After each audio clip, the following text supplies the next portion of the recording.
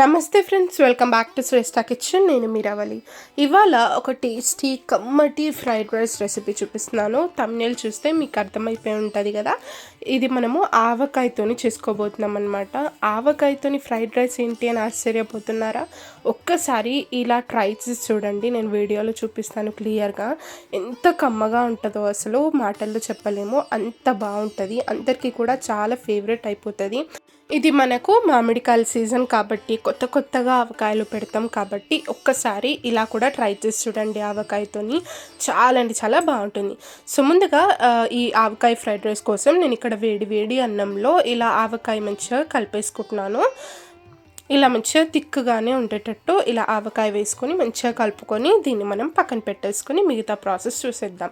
నేను ఇక్కడ ఒక కడాయిలోకి ఆయిల్ వేసుకుంటున్నాను. ఒక 3 స్పూన్లంత ఆయిల్ నేను ఇక్కడ తీసుకున్నాను. ఇలా ఆయిల్ వేసుకున్నాక ఆయిల్ కొంచెం హీట్ అయ్యాక ఆవాలు జీలకర్ర ఇందులోకి వేసేసుకుందాం. ఆవాలు జీలకర్ర కొంచెం చిటపట్లాడాక మిగతా ఇంగ్రీడియంట్స్ వేసుకుందాం. నేను ఇక్కడ కొంచెం ఇంగువ వేస్తున్నాను. ఆ తర్వాత నేను ఇక్కడ కొన్ని కాజులను వేస్తున్నాను. మనకు తినేటప్పుడు ఇవి పంటికి తగులుతూ చాలా అంటే చాలా టేస్టీగా ఉంటాయి, క్రిస్పీగా. ఇలా కాజులు వేసుకొని కొంచెం బ్రౌన్ కలర్లోకి మారాక ఇందులోకి ఫ్రెష్ కరివేపాకు కూడా వేస్తున్నాను. ఆ తర్వాత కొన్ని ఎండుమిర్చి ఇలా విరుచుకొని వేసేసుకొని ఒకసారి బాగా కలిపేసుకుందాం. పోపు మాడకుండా ఉండడానికి చిన్న ఫ్లేమ్లో పెట్టుకొని ఈ ప్రాసెస్ అంతా కూడా చేసుకోవాలి. ఇలా ఇవన్నీ కూడా మంచిగా వేగాక మిగతా ఇంగ్రీడియంట్స్ వేసుకుందాం మనము. ఇందులోకి నేను ఇక్కడ ఒక ఉల్లిపాయని ఇలా సన్నగా తరిగి తీసుకున్నాను, పొడవుగా. ఇలా తరుక్కొని ఇందులోకి వేసేసుకోవాలి. ఉల్లిపాయలు మరీ మెత్తగా క్రిస్పీగా కాకుండా కొంచెం వేగితే సరిపోతుందండి. కొంచెం ట్రాన్స్పరెంట్గా అవుతే సరిపోతుంది. ఇలా ఉల్లిపాయలు వేగుతూ ఉన్నప్పుడే ఇందులోకి ఒక 3 పచ్చిమిర్చిని ఇలా విరుచుకొని వేసుకున్నాను, కట్ చేసుకొని.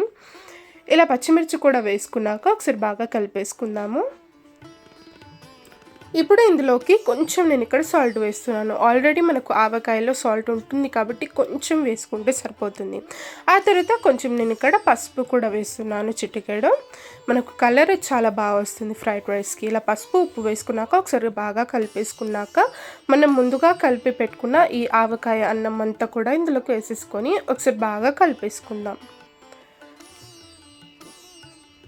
ఇలా ఆవకాయ అన్నం అంతా కూడా ఇందులోకి వేసేసుకొని పోపు అంతా కూడా రైస్లోకి మంచిగా కలిసిపోయేలాగా ఒకసారి బాగా కలిపేసుకుంటే సరి ఎంతో టేస్టీ అయినా కమ్మనైనా ఆవకాయ ఫ్రైడ్ రైస్ అయితే రెడీ అయిపోయింది. ఇది మనకు ఇన్స్టాలో ఇప్పుడు చాలా ట్రెండింగ్ రెసిపీ అనమాట.